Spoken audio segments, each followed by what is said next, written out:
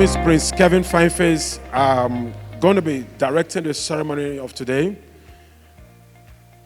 Today I'm holding this microphone as a director of ceremony. I represent BF Atabla Properties, Max Secure Technologies, and as a wordsmith. We have line-up activities for us today, interesting activities for us today.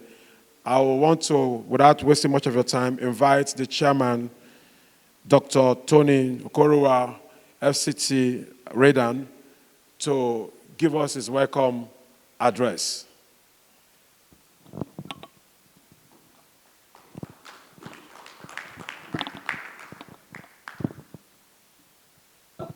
Thank you. Good morning, ladies and gentlemen. I'd like to welcome each and every one of us to the second day of the summit and exhibition. I appreciate everybody for being here and your patience to enable us start now.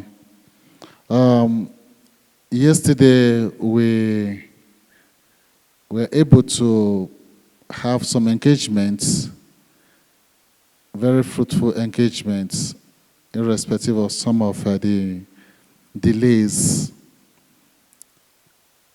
We especially want to welcome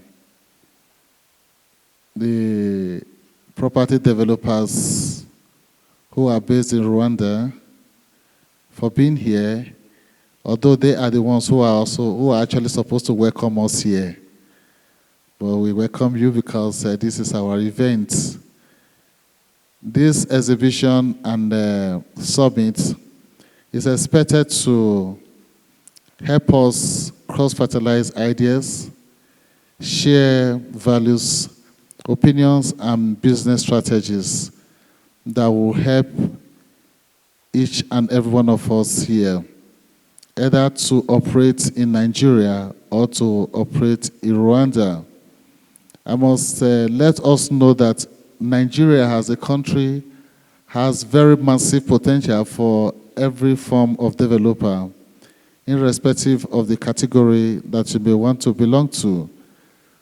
Nigeria has a population of about 216 million people, making it the largest black nation on earth, with a vast land that is appropriate for development. With a country of such population, you will agree with me that market for real estate is something that is very viable.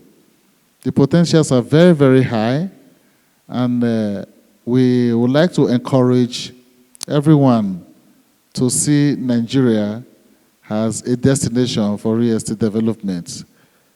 In a few days in Rwanda, we have also been able to see the potentials inherent in this city, and we are glad to be here to also have your experience as a business sector that has the responsibility for providing housing for the population of this country, especially for people who are coming into this country, either as business men or women or as tourists.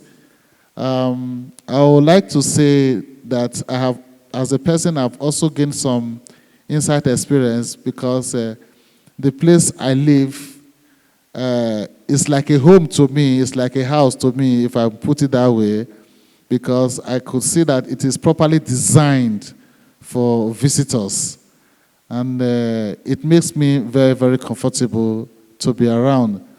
That is one thing that I have seen that is growing very fast in Rwanda, because when you go around looking left and right, you see a lot of these upcoming apartments, already established apartments that are very conducive for tourists and business people coming into the city. We have seen some organizations like the Century doing very well. I just took a drive along this road, and I could see the presence of Century along this road. That tells me that they are actually on ground. So at this summit today and the exhibition, where you can see, if you look around, you see some of our developers exhibiting, Nigerian developers exhibiting some of their estates with very fantastic homes and houses. So that is what we also bring in for you to see. And for us, we also expect that we're going to see a whole lot of that here so that we can have something to take back home. And maybe when the business or the developers in Rwanda here comes forward to speak to us, they would have been able to educate us massively on what we do not know or what we don't understand or what we have not actually come across. So we are sure that we're going to be benefiting from each other very massively as we sit here and listen to other speakers who will be talking to us today. Once again, thank you for coming and thank you for being with us. And I hope we are all going to have a lot of benefits and potentials coming up from this summit that is going to help us develop our business better and stronger. Thank you once again for coming, and God bless you. It's on that note, without taking much of your time, I'd like to invite to the podium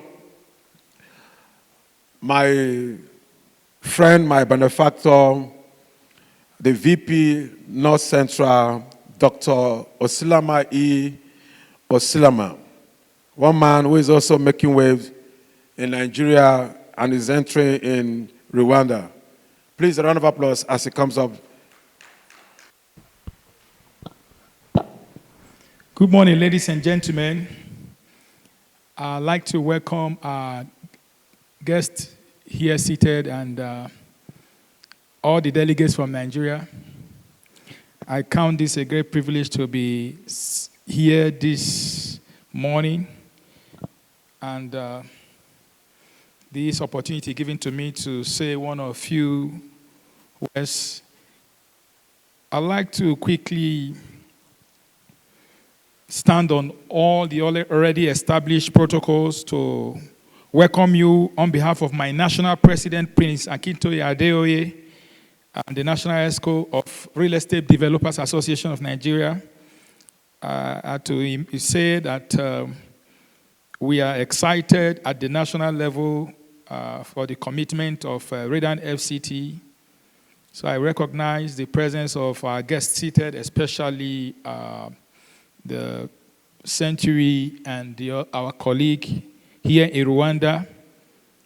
I want to thank you all for creating time to be part of this 2 days event. Quickly, let me say a few words that in many parts of Africa, and certainly in countries like Nigeria, where we came from, we often see a familiar pattern where young businesses start to gain traction and show promise in attracting more capital. As a result, most of them, they have a strong temptation to expand rapidly and visibly, perhaps with new expansive assets. This often happens prematurely, driven by current favorable numbers that they can see, rather than by a strategic consolidation of winning skills and management technique. As a result, they tend to expand emotionally, rather than letting data justify their expansion. Do you know why this happens so often? It's largely because most of us are unaware of the 4 seasons of life in business. So I'll quickly give us an idea of what it means. This is lack of awareness. This lack of awareness is precisely where things start to fall apart during expansion. There's a need to understand the 4 seasons of business as a serious business person, either man or woman. The 4 seasons of business represent a natural business cycle that all enterprises experience. It is likened to the natural weather season, where we have spring, summer, fall, and winter. These stages signify planning, growth, profit, and period of showdown or waiting. This cycle is continuum as it keeps moving round and round non-stop, understanding these 4 seasons in your business part-time is very crucial. It empowers you to make quality decisions, avoid burnouts or bad timing, and leverage on each season to your advantage. Just a little explanation of what I'm trying to say. Number 1, the spring season is the incubation, planning stage when you start your business. This is when you start your business, while the summer season is the growth stage, where you start to enjoy customer satisfaction and positive momentum. While number 3, fall season is the harvest season, a time of profitability, but also a critical period to prepare for tougher times ahead. While the 4th season, which is the last one before you go back again to the 4th season, is winter season.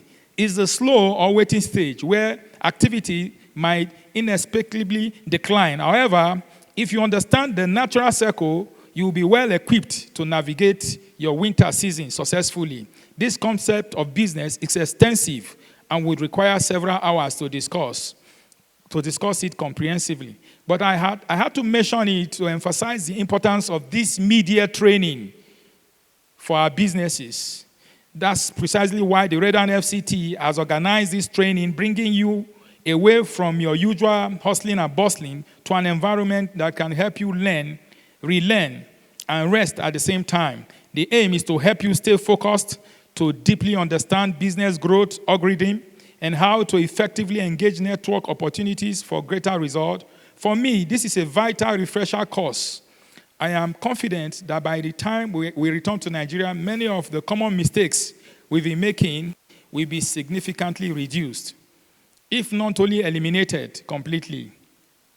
I'd like to, at this point, appreciate the Nigerian Embassy here in Rwanda, especially the Acting High Commissioner, Ambassador Ibrahim Zana, for his support since we commenced yesterday.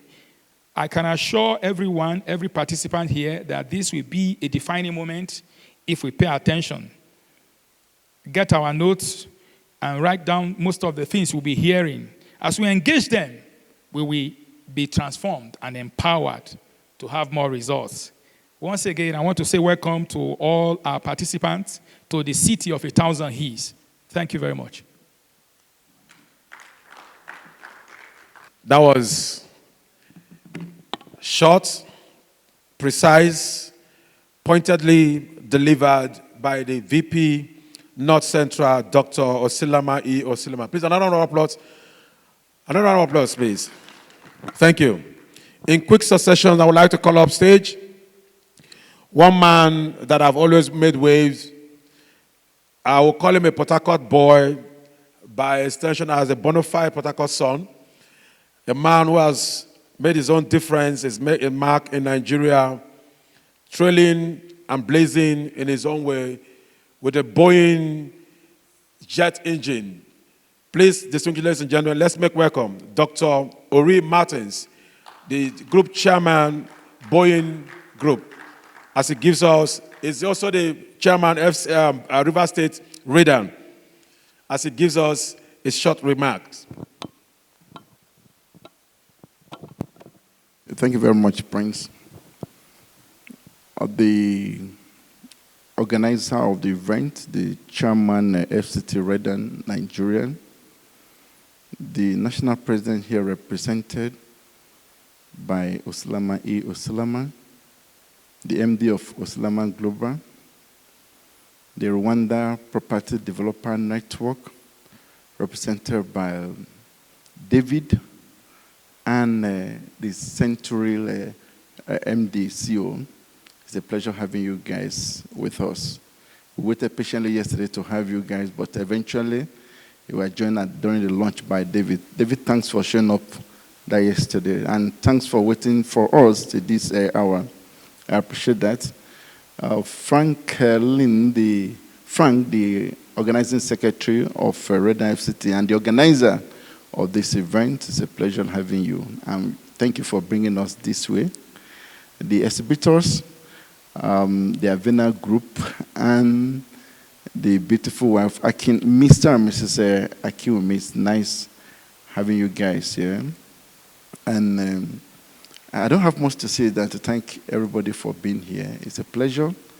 I also want to thank my brother here, Barrister Owomoyela, of the trailblazer of real estate in Nigeria and UK. Thanks for being here. I'm sure we've been having fun, and we're going to have fun and learn more. Especially, it will be more interactive. I'm sure interactive section will be more interesting.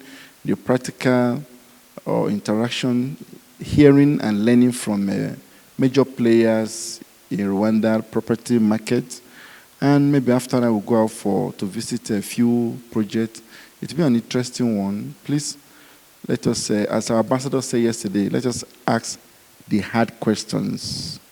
Let us ask the hard question. Before you arrive from the embassy this morning, I've been engaging the Rwandan Property Developer Network on the hard questions, and a lot of insight has been provided. I'm sure they're going to provide more insight. So thank you all for being here. It's my pleasure to be with you guys. Thank you. Professor Ross. Hi, thank you. I'll be very brief because I believe Charles has prepared some exciting content. So hi, I'm David Ross and Managing Director of Stratera Capital in Rwanda. I run a company called Tarumi Limited. So I want to just welcome you all. I've had the pleasure of working in Nigeria. I guess it would be my first time visiting was in, I think, 2010. And had the pleasure of working with Shell Petroleum in Port Harcourt to develop what ended up being a local content fund and finding different financial solutions to investment. And I believe that there are significant challenges to investment throughout the continent. And as you might be able to tell, I'm not originally from here, based in New York City originally.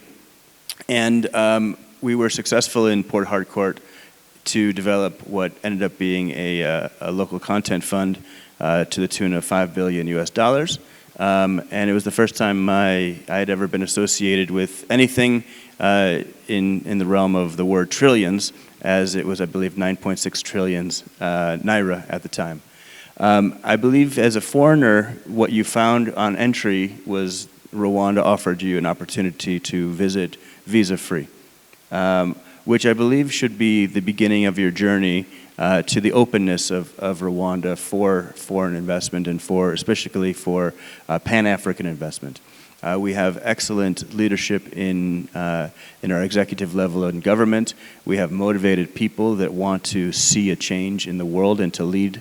And potentially, we see that there are guiding principles and established opportunities illustrated by countries like Singapore. And when I look at Rwanda as an investment destination, I think if I was in Singapore in the 1970s or 1980s, what would I be investing into? And the answer is property. And so if Rwanda is able to achieve the same growth and the same potential that is outlined in the plans that it has already produced through its good leadership, through its excellent leadership and good governance, then we potentially could see the same level of growth of wealth, development, and human activities as we see in Singapore. So with that, I will suggest that could be the vision or one of the many visions that Rwanda could be if we have the appropriate levels of support and development from not just Rwandans, not just people like me, Americans, but also from Pan-African investments and developers and partners in the industry. So I think maybe I can pass it to, let me just say that's my concluding remark. And thank you for the invitation. And I look forward to continuing collaborations as this seems like the beginning of something that could be very big. Thank you.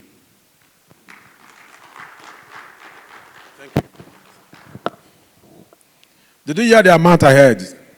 $25 billion, running into trillions of naira. I mean, that's huge.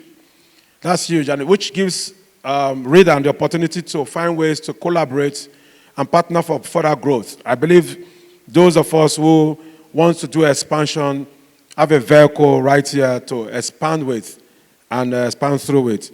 Please, another round of applause for Professor Ross. The clap seems to be scattering. Is it like a wave thing or something? By the way, for those of us who are above 50, the more you clap, the more your heart rate pumps very well. And it can, Dr. Ross can confirm that. So if you clap very well, it helps your heart beat, to function effectively. It's on that note, I'd like to invite up the microphone, the founder, Rwandan Property Developers Network, Charles Harbour, as he gives us his short presentation. You're doing better now with your claps.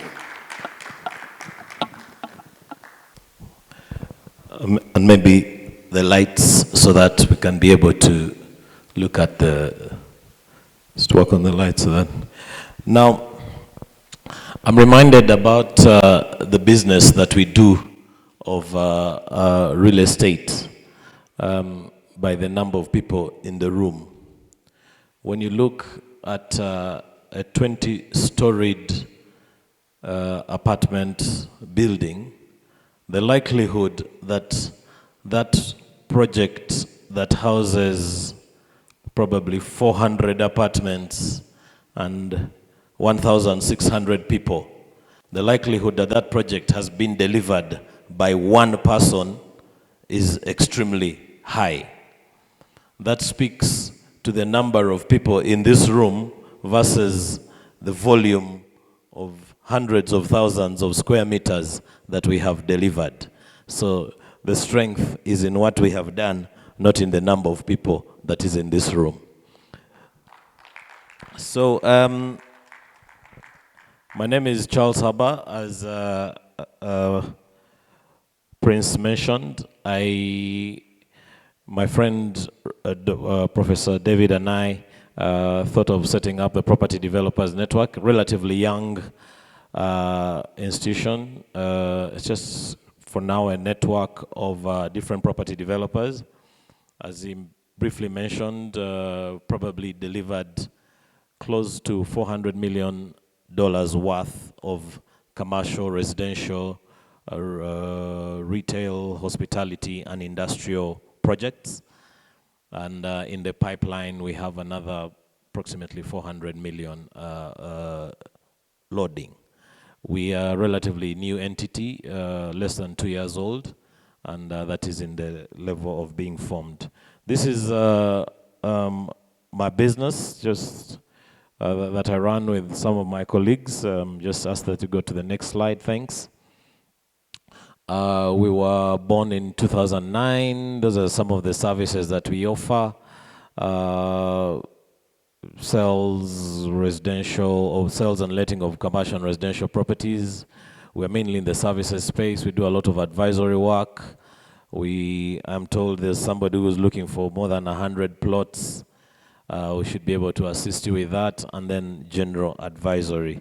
Some of what our portfolio has we've done, just move to the next, please. Some of the residential developments we've been involved in, apartments, standalone units, and some high-end developments. Our portfolio next on commercial, we have done, that's still more on residential, again apartments, serviced plots, and I'll come back to the opportunity around some of those developments that you see. Then on, just move on to next, some of the commercial projects that we've been involved in. Just move on to the next slide, please. Currently, our portfolio spans over 300,000 square meters. And at the risk of bragging, almost every nice building in town may have our name to it. Those are some of the projects we've been involved in. Move on to the next. And I want to take a little bit of time here because I've been told that this is some of the questions and answers that you guys might have, and so the conversations that you'd like us to have. So basically, as business people, some of the things that we really want to pay attention to is how to acquire property in Rwanda.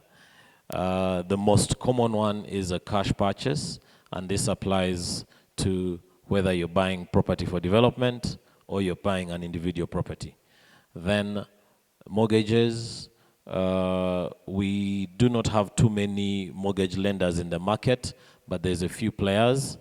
And then the third one that is music to your ears is potential opportunity to be able to do joint venture, to tag team with landowners or people who own property that they are looking to rezone, to repurpose, and these may be private individuals, private companies, or public or semi-public institutions. There are two ways in which you own property in Rwanda. It can either be a freehold title or a leasehold. Freehold, it's mainly for already developed properties, or and that is it is nationals who are entitled to owning freehold title. You can become a national if you came before this trip. If you came when you are single and you come across somebody they would like to tie the knot with, it might entitle you to become a Rwandan national, and then you may be entitled. So, Prince, if you're married in Nigeria and single in Rwanda, you might go back with a freehold title. Companies that have a Rwandan national in their shareholding structure, and the Rwandan national has at least 50%, you may be entitled to a freehold title. Otherwise, the most common is the leasehold, 20, 30, 49, or 99 years. Just to spend an extra minute on that one. 20 years for residential, 30 years for commercial, only if it's not yet developed. Once it is developed, then automatically that reverts to a 49-year or a 99-year lease. And probably I'll take some questions at the end next. Some of the opportunities that lie is the supply is generally low in the market across all the real estate assets. And whether it's residential, commercial, industrial, and serviced land, the supply is still generally low, so there's still opportunities there. The yields are generally decent. We have, on average, 10% on residential. Commercial is a lot better. On average, it's 12%. We've seen some yields that are as high as 15%. But the most attractive one is appreciation on land, where average is 20%. But in some parts of Kigali, it can be as high as 100% per annum. We have relatively good pre-sales success. If you're not new in the market and you're probably doing your second, third, or fourth phase of whatever project, it's not unheard of for you to pre-sell up to 50% before you break ground. But that requires that the market has tried and tested you and and you're known. Our legislation is relatively straightforward. We have a condominium law in place, nice land law, everything is available online. Transactions are very straightforward. We have a two-pager document to transfer property from Franklin to myself, and that process can take a maximum of 10 days for title to be transferred. Titles, you can search on your phone, just dial *651, and you know whether the title is genuinely yours. So that's we like it, that nobody can sell you a road and claim it is theirs. Unlike in some of our neighboring countries where people have sold titles of lakes. So that's impossible. There's a lot of work. I was having a conversation earlier with Martins about what the city is doing in terms of services and infrastructure, roads, power, water. We like the headline news in the papers today was that the city of Kigali is coming up with a central sewer system. That's very good news for developers, because what the current situation is that for every development that you do, you have to do your own wastewater treatment plant, and that can be a bit of a headache. I've talked about how expeditious transactions are, and how we have standardized contracts across all the services that we do. Now, obviously, and I know Martin's told me that earlier before we started that, now tell us what's not good. We have had everything that is good. Obviously, we are business people in the room, and we believe there's always areas for improvement. So just move to the next, please. Thank you. The next slide, please. Thank you. We believe there are areas for improvement. Maybe Raisa or Faisal, if somebody could help the gentleman moving the slides so that they know where we are. You know, when you're at a conference, sometimes the person manning the thing can be like a DJ, where the audience only follows what the DJ likes. But on this one, we have to work together. So we believe that there are areas, just move to the next, thanks. There are areas that can improve. And one of the areas is financing options and payment terms. So generally speaking, when you're buying a property, it's not unheard of for a seller to request for up to 100% payment. Sometimes it's up to 90%, sometimes it's 50%, but also because one of the reasons why that happens is people trust the system, but for new players in the market, it sometimes can be a bit of a shocker that a buyer expects a large upfront payment. The previous slide, please. Previous.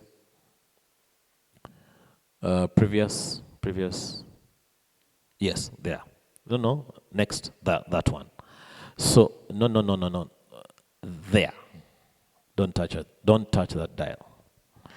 So, we think, and this is one thing, if you think about the market, please beware that it is common for sellers to expect large upfront payments. We do not have a large variety of mortgage lenders and financing options and financing structures. In certain markets, you'll hear a purchase option. Here, it's not yet that advanced.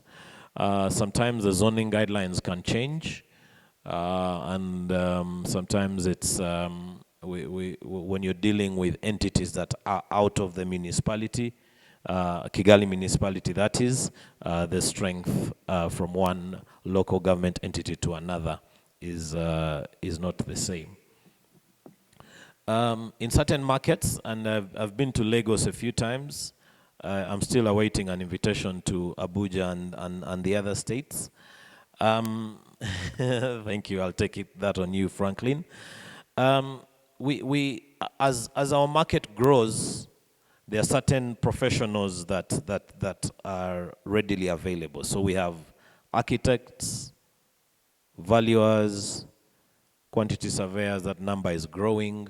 There's still a bit of a gap in construction project managers. There's still a bit of a gap in MEP consultants, so your electrical, mechanical engineers and consultants. So that is work in progress.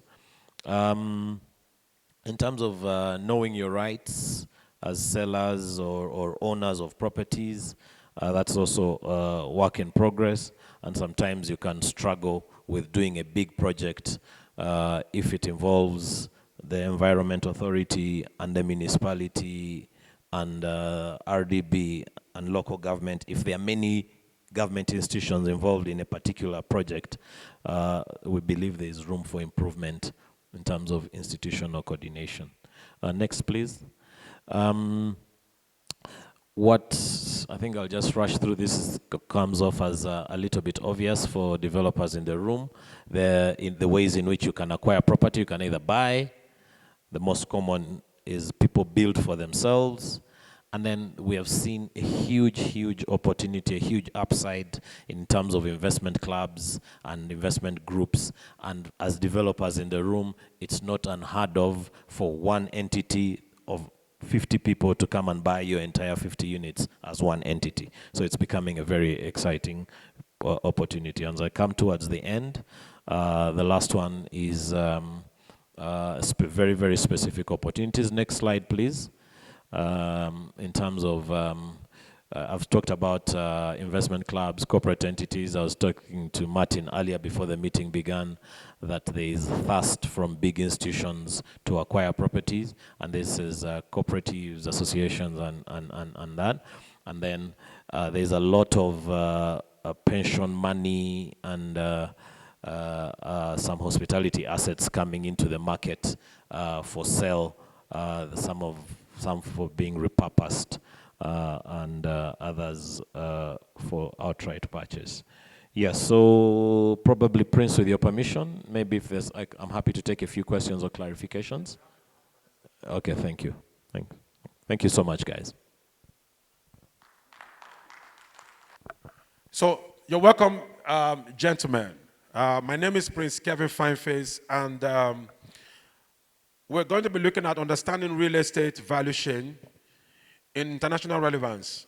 And so one of the things I know our audience and participants are expected to want to know, how is it that Rwanda and Nigeria can partner to make real estate a going concern that is not only just profitable, but gives people affordable living condition. Now, housing is one challenge, Africa as a whole, but not only Africa, it also in America. I've been to like 5 states in America, and I can tell you they have similar kind of challenges that we do have, but unfortunately, they have better ways to handle their challenges. And so the first question in my opening remarks is, what does real estate value chain look like in your country, and how does it currently contribute to national GDP, gross development program, and job creation? And this question cuts across everybody. It's one question. The question goes, what does the real estate value chain look like in your country, and how does it currently contribute to national GDP and job creation? So I will start with Charles, who is my far left. So you can give us insight to that response. That's a very loaded question. I think there's a number of, when you think about a house, you have to think about all the proponents that go into it, from the land, the design, and everything, and all the way up to the delivery. And quite often, sometimes people, buyers and lenders, would only look at the final product and say it is expensive or it's beautiful without looking at what made it expensive or what made it beautiful. So I think the specific response would therefore be that everybody plays their role. The government provides the infrastructure. Architect is not too crazy in the way they think about the design. Let it be nice and easy and practical. The choice of building materials, affordable finance, all the way up to the end. That's how you arrive at the affordability. So, and ensuring that you have everybody at the party along that entire value chain. I think there's another one you had asked earlier around the synergies and how Rwanda and Nigeria can collaborate. Can I take that as well? Thank you.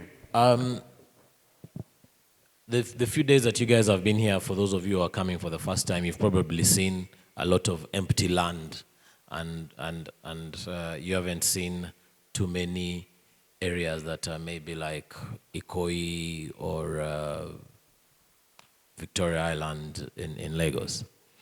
So the experience that you guys have in terms of delivering such cities and beautiful properties is something that we can be able to borrow from you, and the opportunities to be able to joint venture with some of the land owners that are in town to be able to deliver some of those projects is something that we can borrow from you. Okay, Thank so you. I think you're going ahead of me. That question will come in much later. I'd like to give the microphone to, he said I should not call him doctor, but I think Esther Surveyor Osilama as he'd like to be addressed. Same question, what does the real estate value chain look like in your country, and how does it currently contribute to national GDP and job creation? Thank you very much. When you look at real estate value chain from my country, there are so many factors that comes to play. Going to by the fact that most of the building materials are imported, and the market itself is determined by the economic indices, right? So I would say that it can be better if we get the best enabling environment. The environment right now is not 100% perfect, but I can say that we are in the process of getting there because the right policies are being put in place. So contributing to the GDP, reasonable percentage as a result of the last papers that were released. So real estate is doing very well. But initially, when you asked the question, you mentioned affordability. So I would like to say affordability itself is relative. It's highly dependent on who is buying and the market where they are selling. Because what is affordable to me may not be affordable to Mr. B, and yet it's affordable. So a property that is $1 million to me may be affordable to me, and a property that is $10,000 to another person may be affordable to that person. So it depends on the pocket and the market, and how Nigeria and Rwanda can interact in this sector. We'll go to that. In terms of job creation. In terms of job creation. In terms of job creation in Nigeria, I would say that government in Nigeria need to do more. They have tried, but they need to do more. It has a lot to do with what we have back home, the Land Use Act of 1978. It's a document that is tied to the Nigerian Constitution. If they can make some adjustment in it, the sector will be able to create more jobs. Okay. But right now, the sector creates jobs, direct and indirect jobs, a lot of jobs. But with that document adjusted, we'll have access to the raw material, which is land, and we'll have more jobs being created by the sector. Okay, thank you very much. Let me hand over the microphone to Professor Ross. And the question we got this way, I know you made mention of, earlier you gave us your speech, you made mention of the contribution that you've done by financing purposes. I want to ask this, how has international relevance shaped real estate development in Nigeria and Rwanda over the last decade? I mean, you've been around for some time now, you've been involved. Is your microphone working? Okay. So how has international relevance shaped real estate developments in both Nigeria and Rwanda over the last decade, or as much as you can, you've been involved in real estate in both countries? Sure. So I think my experience in real estate in Nigeria is relatively limited. But what I will say is that I'd say in the past decade, we've seen a significant increase in Nigerians investing in Nigeria, both Nigerians that live in Nigeria as well as the diaspora. And the quantity of wealth that is being brought back from, let's say, Swiss bank accounts into Nigeria for reinvestment in real estate is significant. The quantification is difficult to determine, but I think that you all would have seen the growth there. We are starting to see a similar pattern in Rwanda, where Rwandans are investing into Rwanda, as well as diaspora are investing more into Rwanda. If I can maybe spend a moment on your prior question, I have some statistics. We see about 15% of the GDP of Rwanda is in the construction sector. That doesn't necessarily take into account all of the indirect jobs. And one story I can also share in terms of job creation is my own property. So I have a 10-hectare farm that is located within the city of Kigali. certainly looking for collaborators there. So 10 hectares, it's many acres of property, could house 800 different 300 square meter units, and right now it's being farmed, and my tenant who is farming the land is struggling to find workers, and he pays about $2 per day for a day's labor of working the farm. And the reason why he's struggling to find workers is because there are so many new houses being built, so many new residential apartments being built in the neighborhood, so many other things going on, so many hospitals being built and medical centers that are paying $5 per day for a laborer. Wow. So there's a shortage of capacity to meet up with the demand in terms of development from what you just said. So the point is that there's two things there. One is that construction work dramatically increases the livelihoods of everyday laborers. And also, you guys can get a laborer for $5 a day, which you can't get in anywhere in Nigeria, from my understanding.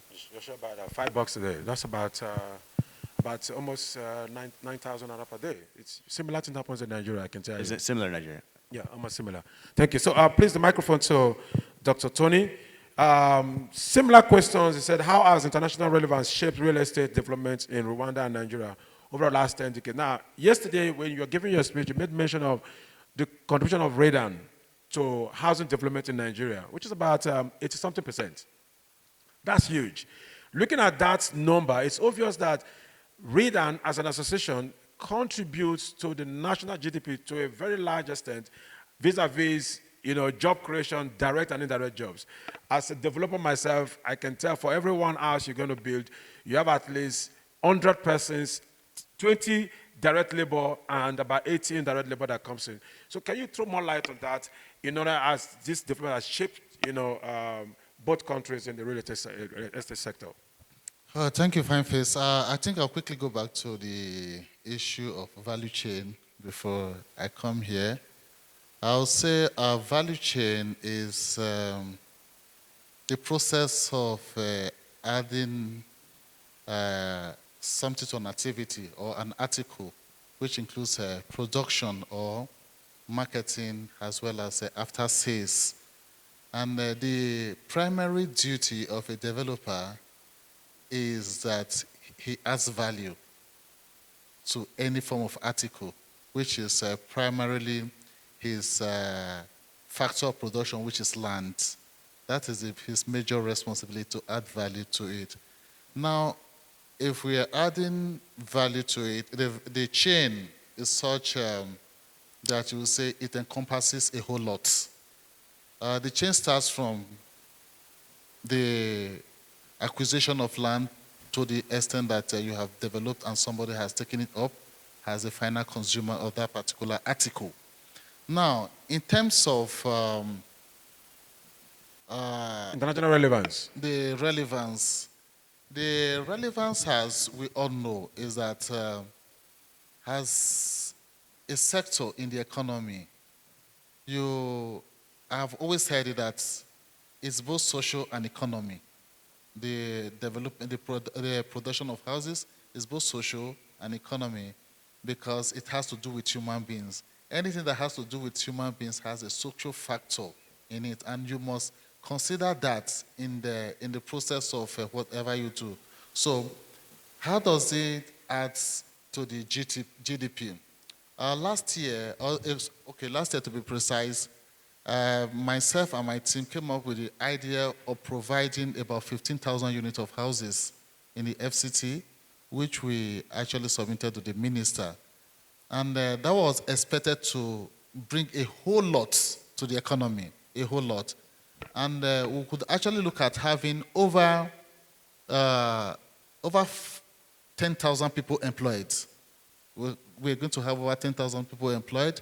And we're also going to have revenue going to the government, which was in excess of about 262 billion naira for that particular assignment. If the government... Can you take that number again? How much? 262 billion naira. That was what we're actually looking at. And at the same time, looking at producing 15,000 units of houses, having over 10,000 persons employed in a particular city. And both, when we're talking about the 10,000, we are actually looking at having the skilled workers, not even the informal sector. We're actually looking at the skilled workers being employed. And when you look at the informal sector, it actually runs into millions because as Nigerians, we have a whole lot of persons involved in production of houses, right from the supplier and even the woman who sells water on site, or even the local drink kunu who sells it. So I once have a woman who we were building 1,002 housing units in 2003. I had a woman who was coming in to sell kunu on site, and she comes with a Sienna bus. And in that Sienna bus, she has about 8 coolers. And that 8 coolers are exhausted before 12 noon every day.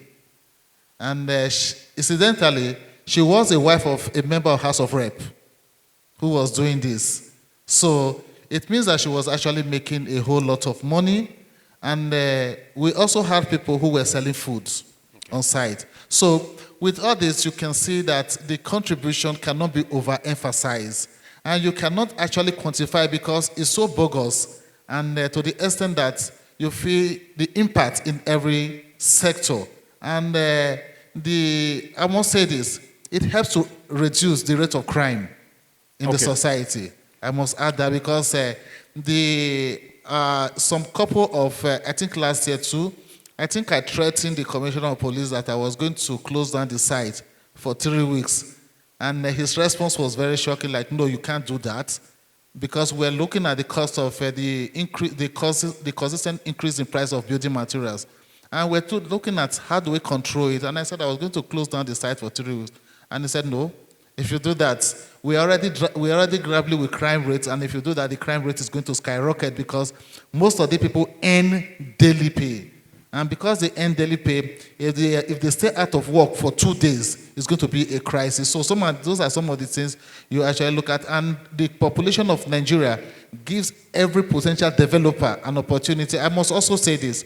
If you go around, you discover Nigeria is one country that you have a whole lot of cities. Every state has major cities. And therefore, in setting up development in various cities, Kano, Kaduna, Benin, Warri, Port Harcourt, and other, these Asaba and the rest of them, they are all viable places where you can actually invest in, and it will be very, very profitable to you, irrespective of the fact that you are not even looking at Abuja, Lagos, or Port Harcourt. Thank you. Thank you. Please, a round of applause for those responses. Looking at your responses, it brings me to investment and policy questions. Let me start with Esther Soveo Silama. I saw an ad one time, one of your banners indicating Rwanda as part of the countries with which you have your presence. And so let me ask, how can both countries harmonize regulatory frameworks to promote bilateral investment in real estate? Because, Africa in general is bedeviled with this structure that has been placed due to the imperialist, colonization, where we can hardly want to work together as a people. The African Free Trade law that is put in place that is supposed to help in opening up our borders has not been fully implemented. And so how can both countries, both Rwanda and Nigeria, someone who already has presence in Nigeria, harmonize regulatory frameworks to promote bilateral investment in real estate? Thank you very much. I'm sure you know this is directly a question that is meant for the ministries, but I'll try to do justice to it. The two countries may need to sit down and look at the gray areas. So I think both governments need to sit down and work things out to make it easy for people that are coming from Rwanda to also get into Rwanda. We have this concept of the ease of doing business like is happening in Rwanda, but it was not fully implemented by our last administration. Assuming it was fully implemented, it means the same thing that is happening here would have been happening in Nigeria, where you can register your business online and you can actually start doing business. But I can assure you that Nigeria, not just being the giant of Africa, being a very responsible country, working hard every day, that's our leaders, to see how we can get to that destination. But bringing it home to Rwanda and Nigeria, we cannot do anything because we are private sectors. We can only make suggestions to government. Maybe once in a while, I put up paper in the newspaper. I write papers, articles, push them to the newspaper. Some of them I call the attention of the federal government once in a while. But it doesn't make any impact. You understand? Governments on their own need to see why they have to come to Rwanda. What the FCT, Red and FCT have done within the last 24 hours is something that we definitely, it speaks volume, because they've been able to sit down with the Nigerian ambassador here, who happened to see for himself. He can see what is happening here, how you can easily walk into Rwanda and start doing business here. It's not the same thing in Nigeria. So I'm sure he will communicate to his principal and make it easier for Rwandans to be able to get into Nigeria to do business. Because apart from this, I don't know how I can suggest anything to the government, because that's a difficult, a tall question for me. Okay, sorry, just let me add to what he has said, because he has said so much about how to do this. And, you know, when it has to do with government, it's about policies. And policy formulation actually emanates from the people. And how does it emanate from the people? It's usually either through agitation, or some of the things the vice president has been writing about in the newspaper and all that. I think what we really need to do is to push, to ensure that this ideas goes to the people that matters in this area, and policies are formulated, especially when it has to come to do with housing.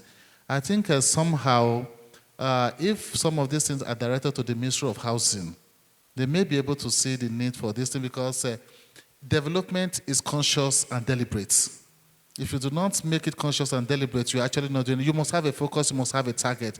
And these are the things that every government must look at to say, okay, in 10 years, where are we going to? And how are we going to get to that place in 10 years? And if every government is able to do this, I think, especially in Africa, we'll have a whole lot of development and expansion in the real estate sector. Thank you, Dr. Tony. You know, I was going to add to what some of you, I said earlier, that it's government thing. As REDAN, and also as an executive, that's why I gave you that question. As REDAN, one of the responsibilities of REDAN is to be able to carry out the aspirations, desires of the members and the challenges, and advise government on what they believe is plausible. And so this is one opportunity that is also created, that after this panel session, I believe the secretary is also taking note, that you'll be able to have your post-event reports, which will also form part of the policies that you expect to be addressed by the government, in order to create that enabling environment for those of your partners that you expect to come to invest in Nigeria, and those who are coming to invest in Rwanda. I listened to what Charles Abba said earlier, that he's been to Lekki and he's still waiting for invitation to come to Abuja. I mean, that's an opportunity for REDAN, FCT, to take advantage of, looking at his reach and to see that that is invited. The Nigerian High Commissioner, the Acting High Commissioner, has also said to us today that they are open to make things easy for people to come to Nigeria. And I think that's something that we can take advantage of. Those are policies formulations that we're going to make it. So, Professor Ross, you want to say something about that? One of the things that we've done at the Rwanda Property Developers Network is we've surveyed our members in terms of what are their biggest constraints to investment, what are their biggest challenges. And we've collected a book of maybe 15 or 20 different specific policy-related issues that we are all experiencing. And we are lobbying the government in different mechanisms to get those policies updated or improved, because many cases the government departments, they don't know what the challenges are, or there's a cross responsibility across different agencies. So we're trying to play that blending role. And then in addition, I would suggest that there are organizations that cut across all of the African countries. These are like your African Development Bank, your World Bank, and others, who are seeking to improve the investment and enabling environment for private sector investors. And so the World Bank has looked at the mortgage market in Nigeria as one example, and is likely to be sponsoring a project here for improvement into the mortgage market, based upon some of the successes that developers and policymakers have had in Nigeria. So I would encourage also the REDAN to engage with these organizations, these multinational or bilateral organizations that are cutting across and just looking for ideas to improve. That could be one. And then the third idea is that this is brought up typically in the fintech sector or financial technology sector of portable approvals or portable permits, so that, for example, a company that is lending to buy e-moto bikes in Nigeria, they've gotten their license to do so and all their permits in Rwanda or Nigeria. They can take that book of permits to each other of the 54 different African countries to hopefully accelerate their approval of permits. And a similar model can be encouraged in the real estate and property development market. I think that's one good point that I believe REDAN will take home, to see that there are portable permits to allow for some of these things for ease of business. I believe the Nigerian government also, in our quest to want to bring in foreign direct investment, but also doing things to see that business, those who have interest in setting up businesses, follow through the process that are very easy to do. The body that we have responsible for real estate, REDAN, one of those such bodies, I believe so will have men and people of integrity who gives you the right information at the right time. Yesterday I was out on the streets and I noticed something that happened with technology in this place. The parking permits that you have, with just text message, you get to know your fee for how long you've parked, and you pay up and you exit out of it. You do not need a smartphone to do that. Just a normal SMS does that magic. Now, I believe with blockchain technology, it's something that the real estate sector can also be looking at. How do we document this information, our land information that can be easily accessed? That brings me to this other point, the value chain deep dive, which is which part of real estate value chain, land acquisition, development, financing, construction, sales, facilities management, are ripe for innovation or partnership between Rwanda and Nigeria. I would like to call Charles Abba because he made mention of something while he was giving the presentation. So Charles, are you with us? I wish I could say all of them, but I guess you want me to put them in hierarchy of most important to least important. I don't think there's any that's the least important, but I think, first of all, experience. Our property market compared to Nigeria's property market ours is relatively nascent, so we have a lot to learn from you across the entire value chain. But also in terms of maybe capital is probably the biggest value that REDAN and its members would be able to add onto our market, whilst addressing the elephant in the room, which is very low supply across the entire spectrum. So capital, to me, I think would be the biggest by far. Okay. Now, I don't know if the audience actually got that. If you're taking note, because we're going to give opportunity for the audience to ask questions, and it's important you take note. Those areas that concerns that's of your interest, that the question will be given in the next sector that we'll be doing. We're going to put that window up. But let me ask Dr. Tony. You've been the chairman of FCT REDAN. Now you've been interfacing with the government, especially with the FCT government administration under the current minister and other previous ministers. And, Yasule Matu has also been there before. The question stays, which part of the real estate value chain, in terms of land acquisition, development, financing, construction, sales, facility management, are ripe for innovation or partnership between Rwanda and Nigeria? If you look at what Charles said earlier, in terms of facility management, in terms of expansion, in terms of capital, which is like the biggest elephant in the room, Are there areas you think there will be innovation that can be added? You know, because from your experience so far, you've been here, you can tell those are the areas of innovation that you think can come on board. Thank you, Francis. Just like Charles said, I wish I can say all too, because there's actually no areas where innovations are not required. But we actually have to look at the most first pressed needs that we have to look at. I think generally there are certain things that you can do for yourself, and there are also things that others must do for you. And I would rather, as Redan, I would rather look at the things we can do for ourselves so that we will be able to move forward. Because if you keep on waiting for something others will do for you, you may not be able to move forward. So why don't we look at the things we can do for ourselves? And that area has to do with financing. And I think we actually have to look at very good ways of financing. Prof. David actually said something earlier which has to do with aligning with multinationals and all that in order to be able to get cheap or rather affordable finances. Because as you can see very well, if the finances are not there, you're actually not doing anything, because that's actually the bedrock of your establishment. And it's important that we begin to look for a way, because as he was talking, something actually went to my mind.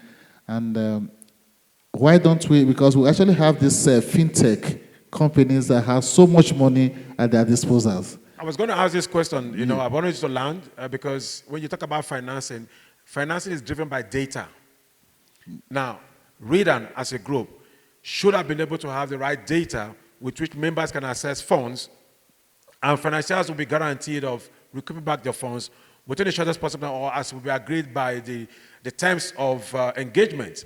So by innovative approach, are there methods or ways or strategies put in place by Redan to ensure that with a punch of a button, this information can be easily gotten in order to build the confidence that is needed by those who are bringing the funds, international partners, or the fintech group you're looking for to get the money? Are there steps already put in place, or the plan that you have to address that issue? Let me start by saying ceteris paribus. What is being equal? That's only where you can ascertain or something. But be that as it may, Redan as an organization have data of its registered members. I must also say that just like you have the developers network here, and I'm sure that it's not every developer that is a member of the developers network, the Rwanda developers network. So also in Nigeria, not every person you see developing is a member or a registered member of Redan. So we actually have a data of say, oh, these are the members of registered these are the list of registered members of Redan. And I think as at April last year, we have about 1,164 developers. 1,000 in FCT alone. 1,164. And I tried, the ESCO will try to prune it down using certain criteria, and we arrive at about 360 members.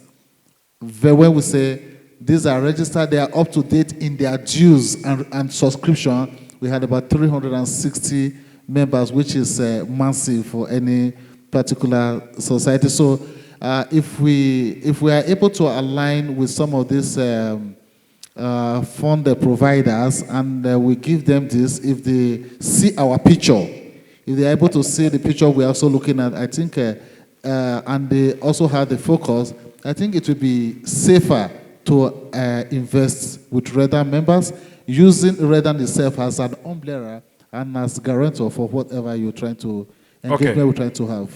Okay, so the microphone, I think we have another microphone there. Okay, Osilema wants to give us insight on a few things. Excuse me, this question you asked before. Yes, where you mentioned my which name. part of the real estate value chain, land acquisition, development, financing, construction. Now to add to that, because there's a question I wanted to give to you, are there local content or material sourcing opportunities that can be mutually leveraged to reduce cost and improve quality? Let me take them one by one. Yes. That your initial question, the one you asked them, I would like to buttress more on what he has said. If you look at the Rwanda land registry system, you will see that we have a lot to borrow to Nigeria. Because in Nigeria, the land registration and administration system is not unified nationwide. Yeah. I've tried in all your questions not to say things on this platform, but we can borrow that innovation where you can just, by the click of your phone, you can access information about a particular land. You listen to Charles when he was speaking. If I want to buy a property in Rwanda from my phone, or if I buy a property in Rwanda from somebody's phone, he can identify the owner of the property. That cannot happen in Nigeria. So if you look at the value chain, I think land registration and administration system is something we need to borrow from Rwanda so that we can also make it easy for people who are outside, who are not Nigerians, coming to Nigeria to do business, real estate business, to easily access land. Because land is a raw material. And can I just add that if you have bankable land, you don't need money. You don't need money in real estate. What you need is a bankable land. It will attract the right money. Yeah, Dr. Rice, want to add something to it? So one of the areas of my studies in the world of academia was in what makes countries rich and what makes countries poor. And one of the fundamental elements in the path of all of the rich countries of the world that they have done throughout economic history since the Industrial Revolution is they have solidified and given confidence of the property rights. And I would strongly encourage Raydan to take a look and see if you could leapfrog over what even has been done here in Rwanda and utilize blockchain technology. So the government is a single entity that maintains this property registry here, but it does not provide the historical immutable. It does not provide an immutable historical record on the transition of property from one person to another. If there was a blockchain record of property, then it would be a massive confidence booster to all people who own land and property. And I would never again see the spray paints on the walls of houses saying this house is not for sale. Okay. Thank you for that, contribution. I'd mentioned earlier I talked about innovation, which is one key area that I think Raydan, and I know from what Charles Abbott had earlier said, it was obvious that they've deployed innovation in the approach of real estate in Rwanda. And I know for a fact some of the companies, even those here, I know Osilama group, I know of some of the things they do. Not for advertisement purposes, but Boeing, I've also seen that where no land is sold until the right papers are gotten. What I think will happen is the first step that needs to be taken is how to be able to see that all states with the GIS, because we have geographic information systems in all states that are being implemented, but some states are still dragging their feet to implement that. I mean, there's a provision for that in all of the states, and there's also the LIS, the Land Information Systems, that are supposed to have been deployed, making it easier for anybody to punch a phone to get what you need. I think leadership is a problem, but that's part of what we're here to discuss with this gentleman. You want to agree with me that we're making meaningful progress with our panel section? Let me go to cross-country partnership opportunities, because Nigerians that are here for the purpose of partnership. How to be able to leverage on the opportunity that we have in Rwanda, and how to bring in people like Charles Abbott to Abuja, because Rwanda FCT need to be able to fight for itself first before fight for other states. Because, like Nigeria is actually a big country with 200 billion plus. And so, what practical steps can real estate developers in Nigeria and Rwanda take to co-invest or gently deliver infrastructure projects? What practical steps? In 1 minute, I can get across the gentleman here, if you can tell us the practical steps. You have explained that before now, but for the purpose of emphasis, what are the practical steps we believe that real estate developers in Nigeria and Rwanda can take to co-invest or jointly deliver infrastructure, so that before we leave this country, I believe there'll be MOUs being signed. Some are already doing that on the side from the feelers that I got, and so, but we need to know how the steps that can be taken. Let me start with Osalamada with the microphone, because I see him breathing over this whole thing. Looking at the atmosphere in Rwanda, and knowing how Nigeria real estate market is in Nigeria, the practical step we want to suggest is that since there's a real estate network here and Redan FCT, it will be proper for the both association to sit down together and create a seamless interactive relationship that allow members, Redan members, to work with their network. Either you want to, the Rwanda network want to come to Nigeria to be very easy, you can just reach out to Redan FCT. They'll create maybe an invitation letter called the ambassador, and any information you need, you have funds you want to invest in Nigeria, you give them an idea of what you want, then they will give you exactly information about exactly what you will need. The same thing should be applicable to Nigerians who want to invest in Rwanda. That's one. Another step is that Redan members that are here present can interact with the developers, Rwanda developers that are available individually. Okay. It's either they do it corporately or individually. Okay, thank you. Yes. Thank you. Prof. I believe that relationships are built on transactions that earn money.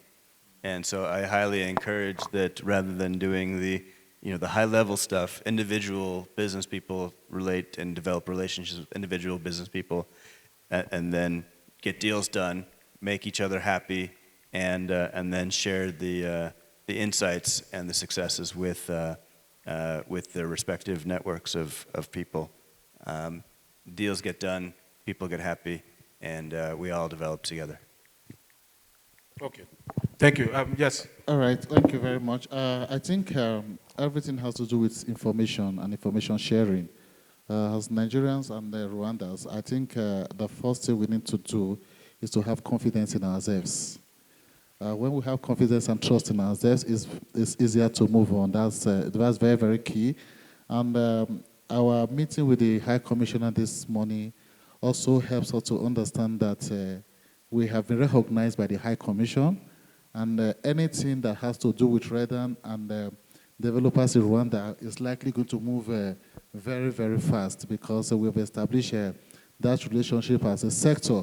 And we also believe that in doing that, if any Rwanda is interested in doing business in Nigeria, it's now very easy for them to contact us, and we can make the ground arrangement for them. And any information they seek, we can, because we are on ground, we should be able to get them those information, and also vice versa. So if we also need information here, we now know that we can get to Charles or to Prof to be able to get the necessary information for us to be able to collaborate and move on and help each other in the areas where we are domiciled. Thank you. Charles. Thank you, Prince. Just to echo what David said, all these conversations are very beautiful, but they would be most beautiful with a deal. So we're business people, so at the end of the day, we need to be able to do deals. So the specific comment is that if we can all ensure that we go back home to Nigeria when we have made a meaningful business relationship, that would be a very huge plus. The second one, I think, just to answer specifically around infrastructure, because that's what you asked. I know tomorrow there's a plan to visit some projects. I would strongly recommend, and I've had this conversation with Franklin, there's a project, it's probably the largest affordable housing project privately done. It's a PPP, driven by one of our members in the network, around green infrastructure. When you look at it, if it's something that can be exported, it will be a huge plus. Okay. You know, before we move to the next stage, I wanted to acknowledge something I noticed about Rwanda. Your real estate development follows through the topography and the nature of the country. Now, that's something I believe Redan can take to FCT, because FCT has almost similar kind of terrain with, the hills and the mountains. And most cases, what I've seen, they get the dynamite to blow up those areas, and that doesn't really help because it causes tremor. So I believe that Redan and Rwanda Property Developers Network. As much as you, when we are discussing in this kind of fora. In any case, I am an advocate of affordable and decent houses. There's nothing that actually excites me in luxury houses, nothing. Because I believe that housing is a basic human need. Because of that, nobody should die in an attempt to have a roof over their heads. People should be able to have a roof over their head because I have experienced it in one hand. In 2006, I bought my first house when I was just a few years old as a graduate. And I lived in that house till 2023, which means it's a very, very good house. And people are also living in that house now. So in terms of affordable housing, like I always said, all things being equal, when building materials, when we are able to source, or rather, how do I say, okay, when we are able to go into local content, because the easiest, or rather the cheapest you can get are the things you got yourself. And we have these materials everywhere. And especially like in Abuja, you have most of the building materials on the ground, such as granite and all that. But unfortunately, we are unable to harness those things properly. So that is where we actually need collaboration in terms of exploration of some of these raw materials. We have trees and all that, and there is so much we can actually get in Nigeria, because if you look at it very well, when contracts are given to contractors to construct roads, 90% of the materials are gotten from the land. The laterites, the granites, and so on and so forth, they get them from the land. And of course, they make huge profits, because some of those things they quoted for, they really don't buy them because they get them from the land. So in the same vein, as developers, if we begin to open our eyes to see some of those materials that are within the environment where we are constructing, we can, as a matter of fact, especially like in Benue State, you have what we call the big blocks, you know what I mean. So you have that, and I see it around the Rwanda, which is actually very cheap. And if we can defer to such materials, it's actually good to help us to have decent and affordable houses. Thank you. All right, my questions are actually to Professor Ross and Mr. Charles Aber. Thank you for the session, a brilliant one. I've learned a lot from it. My questions centers around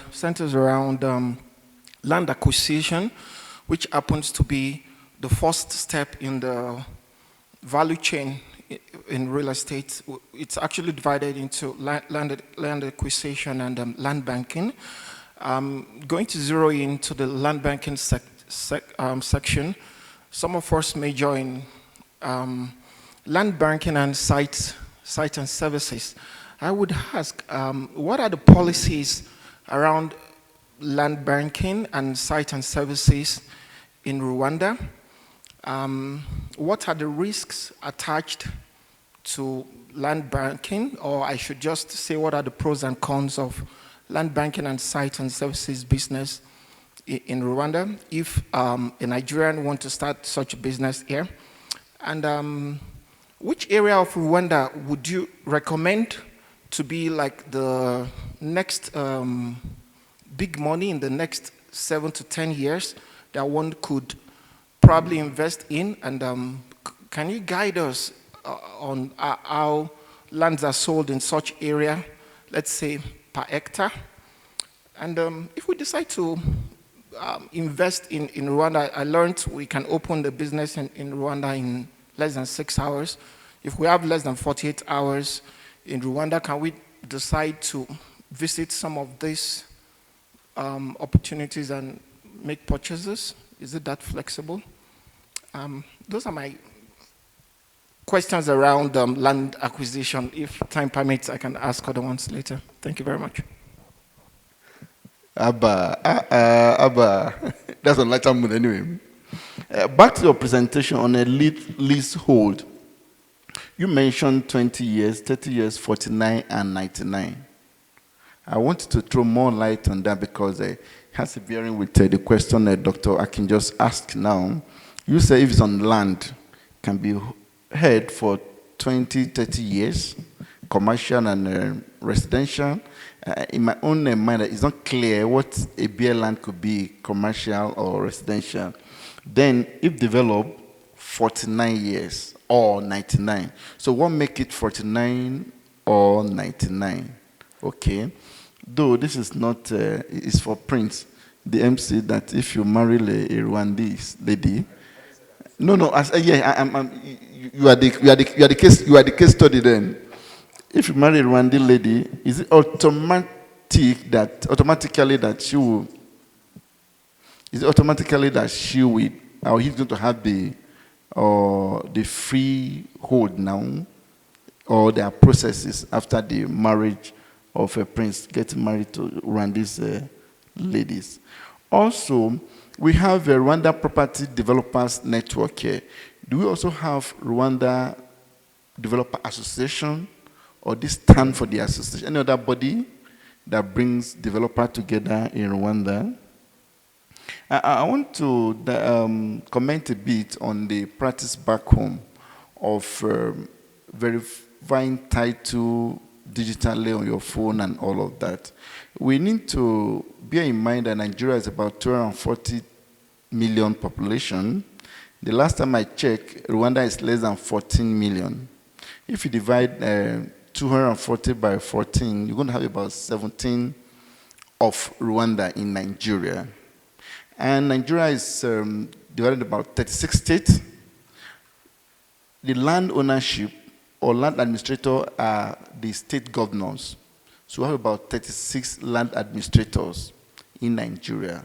I'm aware some states have gone a step further to digitalize the land processes in their states. I'm aware of that, close to what we have in Rwanda here. Nationally, it may not be same, but some states have gone ahead and do this. I'm aware of a state that hire Israeli guys, some France national consultants to digitalize their process. So it's not totally that it will take us months or years to verify or to transfer title. I'm aware of some government agencies that have done that. Thank you very much. My name is Elujoba Adegoke Daniel. I'm MD Assured Investments Limited. My question is based on financing, and I want to know how easy it is to get in Rwanda, because back home, most banks don't lend money to real estate developers. So I want to know if that is the same experience in Rwanda, or if it is easier for developers, and must it be a Rwandi? Like if I'm coming here to do a big project as a Nigerian, can I still approach a Rwanda bank? So maybe David, you'll help me with those that I may not have gotten, or where you think we could supplement. On land banking versus sites and services, I did mention earlier when I was showing my slides that that's the most lucrative line of business, sites and services. And the appreciation is also really very good. However, I think the specific question is the associated risks with that. The number one is we have a very aggressive municipality, especially in Kigali, in regards to how long you can hold land for without developing it. So the number one risk is a little bit of pressure to be able to develop it. But the good news is that servicing the land with basic infrastructure and plotting it, subdivision into plots to be able to do the sites and services.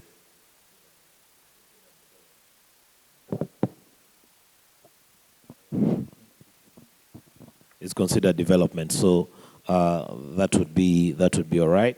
The second risk thereof is we have legislation around foreign ownership of land. So if it is only one piece of land, there's no problem, you can own it. Beyond that, you must own it as a company. So you have to register a company, and if you're going into development, you then get an investment certificate from the Rwanda Development Board, and then you can be able to go into the subdivision of the plots and the services. The third risk is, so for subdivision to be approved and the sites and services project to be approved, the area must have already been physically planned. So the physical planning process must have been complete. Now, not everywhere is the physical planning, has the physical planning been approved. So we have been involved in quite a number of sites and services projects, and this has been our biggest thorn, that the sites, the physical planning has not yet been approved by the respective district councils, depending on where the plot is. In terms of the new areas, I'll start around Kigali. So Kigali and where we are, Kigali is growing. Some areas that were 5 years ago rural or semi-rural or peri-urban have become urban. So if you go towards the east, we're building a new airport in an area called Bugesera. That's really the hottest cake of Kigali. It's about 25 kilometers from here. That's really nice and sexy, excuse my Portuguese. Then you have what Rwanda is doing is developing secondary cities. So to the west, with the border with DRC, two towns that are that side. To the east, with the border with Uganda, and somewhere in the central, which is the food hub of the country, Muhanga. So the 6 secondary cities are very exciting. In terms of specific deals and whether you want to go back home with a transaction, yes, that can be arranged. My colleagues are there, Faizo and Raisa. It's something that we can be able to arrange whilst you're here. Clarity on the leases. I think the biggest concern is really around the 20-year lease and the 30-year lease. 20 years for commercial and 30 years for residential. To emphasize, 20 years for residential and 30 years for commercial. To emphasize that is only if the property or the land is not yet developed. Once you develop it, you build a house on it or whatever you've built on it, there's a parallel process that is done. You apply for an occupation permit and a longer lease title. So, and that is your right. So you get, did you build according to what you promised you'd build in your construction permit? Yes, they come and tick the boxes, and you get your 49-year lease automatically renewable. The 99-year leases apply to forests, parks, mineral concessions. Have I left out anything, David? Mineral concessions, forests, parks, and I think lake exploration of fisheries and stuff like that. Those are the longer leases, minerals, forests, parks. Whether Developers Network is an association yet, I mentioned earlier we're still in our early stages of formation. We're less than 2 years old, so ultimately we will become an association and formalize our structure. So we're still building our membership, and the route is to go like what Redan is, and then the immediate step will be even formalizing our relationship with Redan, a conversation I've had with Franklin already. I think finally, if I got the question right, was it about whether you can repatriate your profits? Yeah.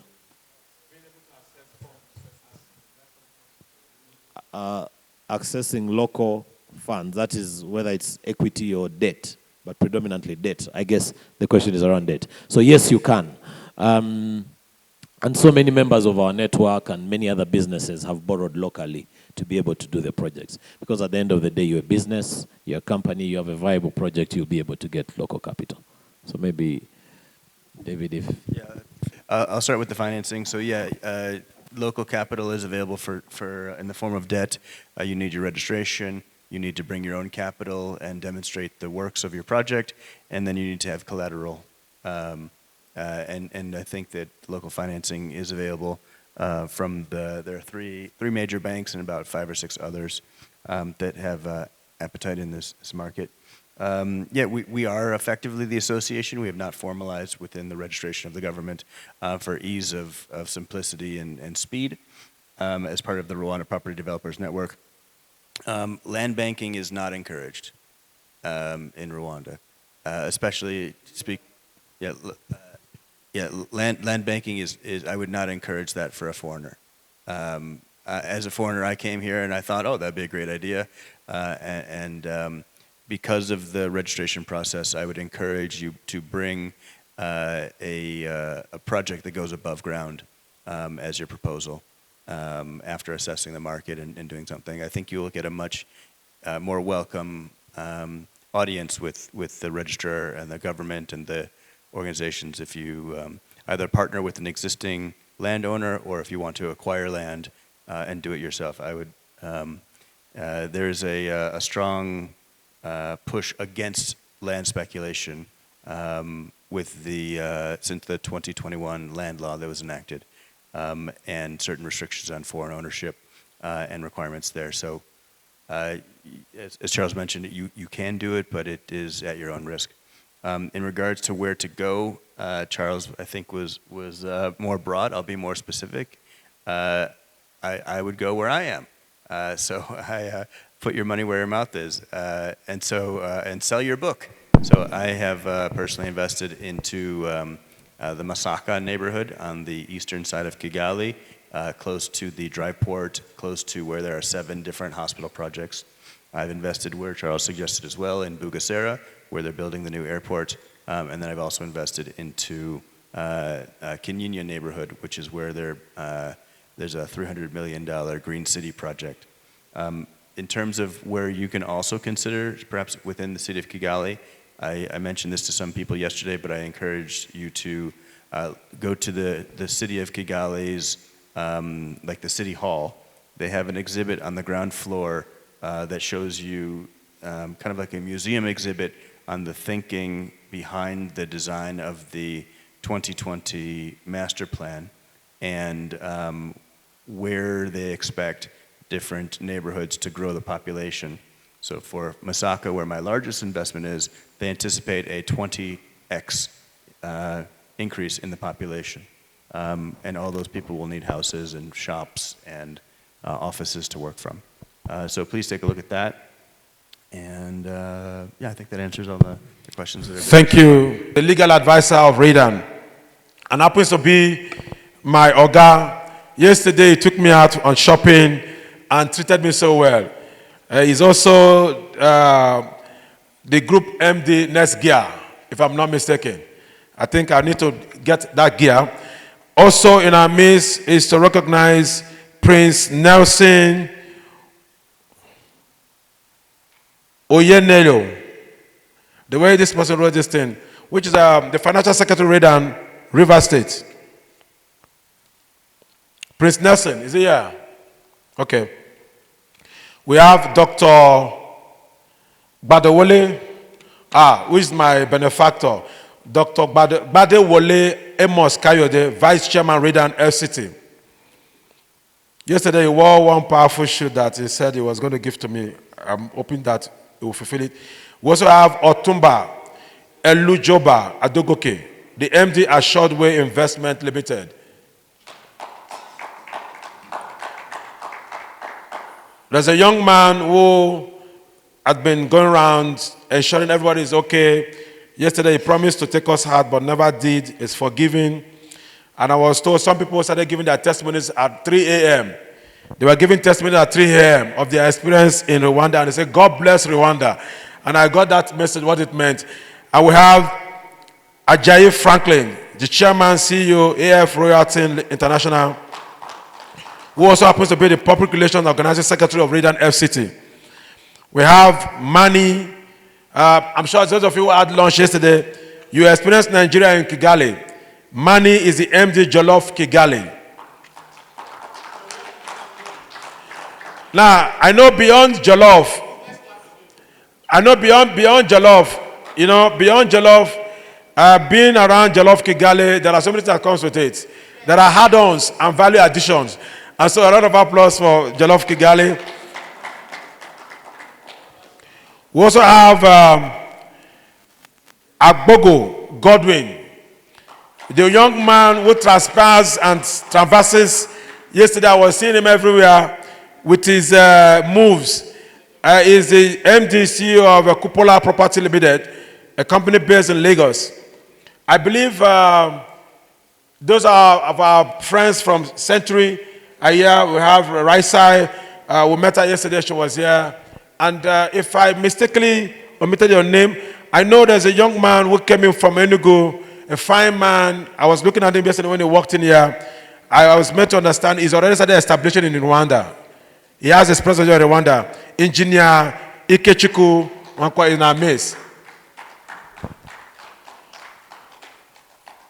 Let me also seize the opportunity to recognize some of the other members of staff from the exhibitors. We have AY in our midst from the Osilamas Group, Shet, Amos from Royalty, and our beautiful models that have been so helpful. I think we need to greet you especially in Rwandan way. Thank you for finding time to be with us, to be part of this. Your presence makes a lot of difference, if I'm not mistaken. You know, so we can say Murakaza Neza. And before Franklin comes to give his vote of thanks, I've been told that your certificates are ready. The chairman, FCT Redan, will be issuing certificate of participation to everybody who is here.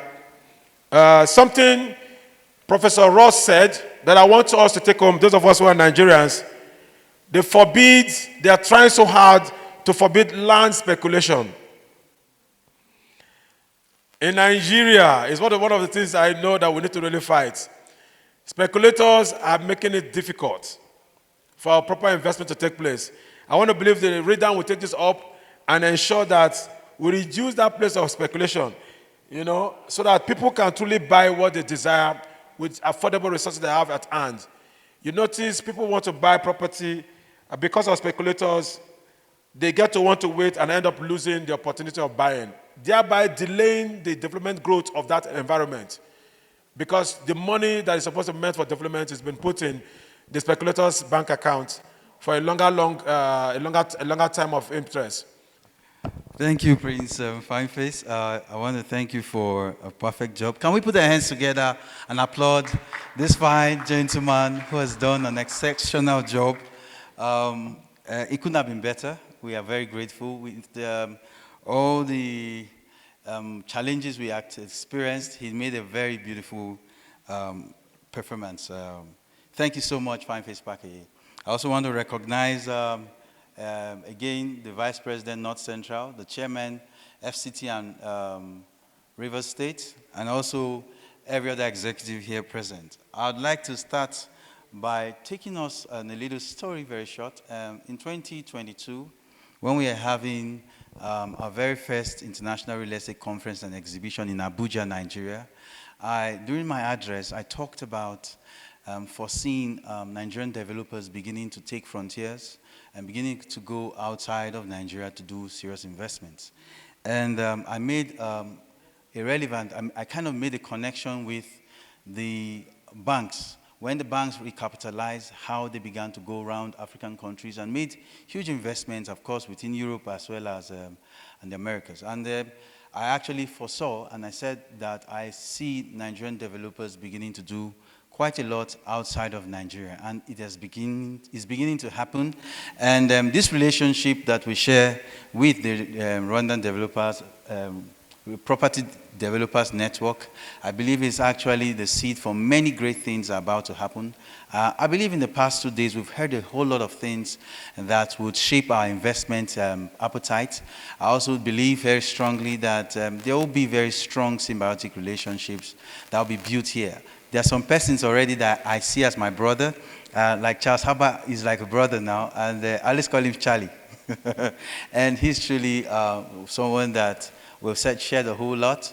I also appreciate, in absentia, Dr. Ross and Professor Ross, sorry, and everyone who had made it a point of duty to be here. It is not over yet because we still have Assumptions launch, which is being powered by our very own money. That's from Jollof Kigali. We're going to be having Assumptions launch later in the day. That's not all. Tomorrow we'll be visiting some projects. Because we've been doing a lot of talk, it's important that we also see some of the things that's happening right here. And of course, some more questions will arise, and I want to encourage you to make it out tomorrow so that we visit these places. Then, of course, enjoy a whole lot. Of course, there's a beautiful nightlife here in Kigali. Let's also take advantage of it and experience it. You know, I will not be doing justice if I don't mention that. So, ladies and gentlemen, thank you so much for tolerating me these few minutes. I thank you for everyone who made this work and for all your sacrifices. I also want to thank everyone. Even Dr. Akin and I had a discussion last night. I thank you in advance. Thank you, everyone, and have a beautiful stay here. Please let's welcome our chairman, the FCT, as he issues the certificates of participation.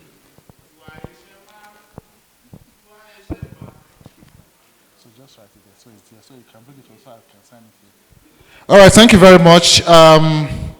It's time to do honor to this by giving the certificates of participation to the participants who graciously and sacrificially graced this summit and exhibition. As we come to a close of the summit and exhibition, I would like to invite the people who are going to assist me in presenting the certificate. I would like to, first of all, invite the Vice President, North Central, ESV Osilama, to help me make the presentation.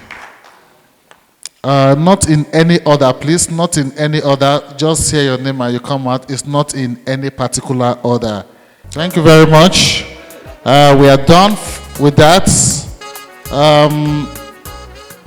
I would like to quickly say this.